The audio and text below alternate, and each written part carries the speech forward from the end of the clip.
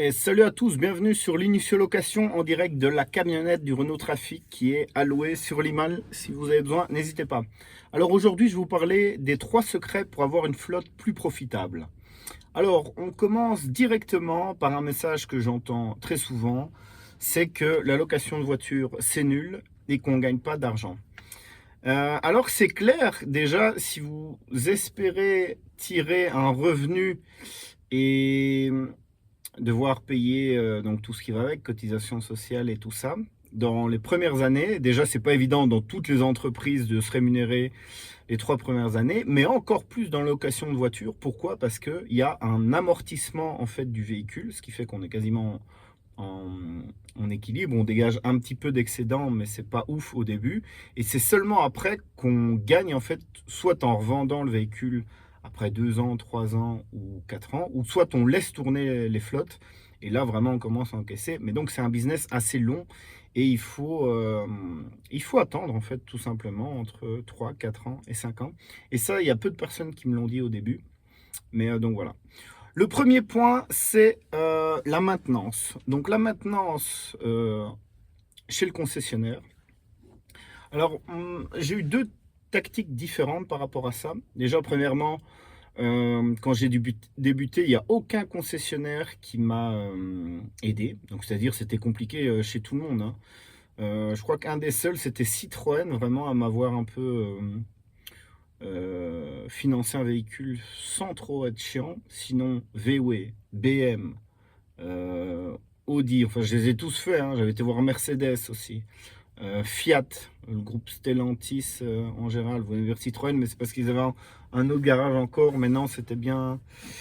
Enfin, Stellantis est bien plus implanté maintenant en 2025 qu'avant. Et donc, bref, en fait, le fait d'aller chez le concessionnaire, c'est oui, ok, vous avez peut-être créé un historique, mais d'expérience, est-ce que vraiment il y a encore quelqu'un qui a un pouvoir décisionnel là-dedans par rapport à ça? Non. Et au final, c'est le financement des véhicules le plus important. Et quand on dit le véhicule va être mis en location, il y en a beaucoup qui refusent. Est-ce que c'est légal ou pas? En tout cas, j'en sais rien. Moi, j'ai eu beaucoup de problèmes par rapport à ça. Donc, faire ces entretiens chez le concessionnaire, c'est quand même assez compliqué. Alors, je vous parle pas de toutes les petites réparations, hein. Si à chaque fois qu'il faut changer une ampoule, refixer un truc, enfin tout ce qui est petite maintenance sur les véhicules, ça va vous coûter beaucoup de main d'œuvre, donc ça c'est compliqué. Et les entretiens, il y a entretien chez le concessionnaire. Ça dépend des véhicules aussi, ça je l'explique dans ma formation. Si vous voulez un peu plus pousser là-dedans, n'hésitez pas, le lien est juste en dessous. Mais il y a ce point-là. Après, il y a le point des garagistes, style Auto 5, Midas et tout ça, avec leur relevé et tout ça. C'est un peu moins cher. Euh, Après, j'ai déjà eu le cas où il y a parfois un peu de négligence, mais en même temps, même chez les concessionnaires, il y a un peu de négligence. Donc au final, moi je suis assez content d'Auto 5 et tout ça pour le mode planning. En fait, on arrive à bien caler des rendez-vous assez rapidement.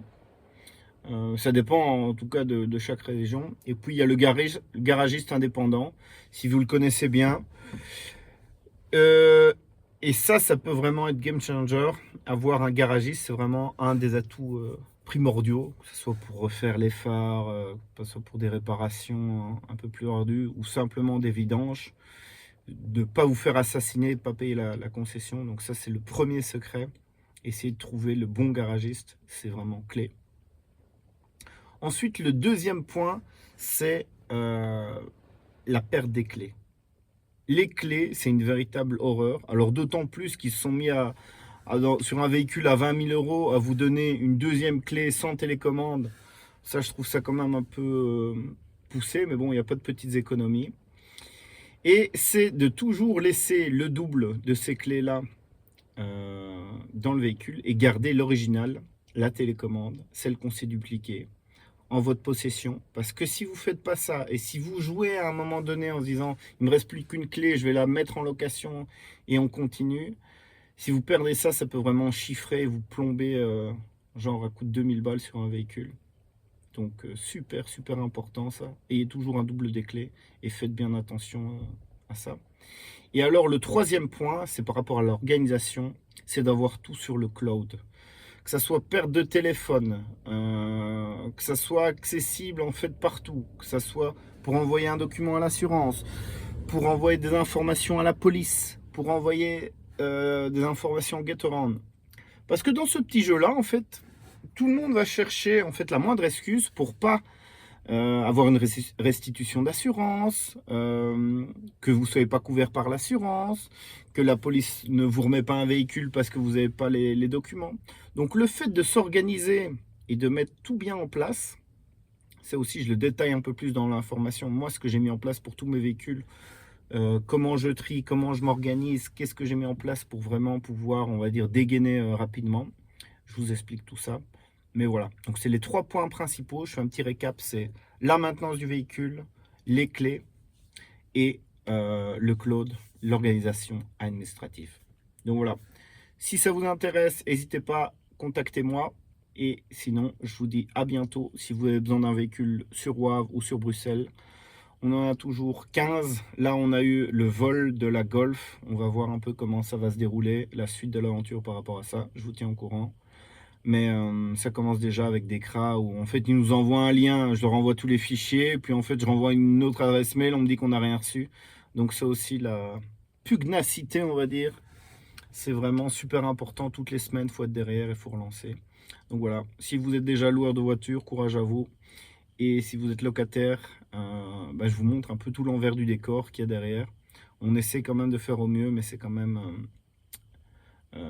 voilà, il y a toute cette partie-là que les clients ne voient pas, l'envers du décor qui est bien présente. Allez, je vous dis ciao ciao, à plus.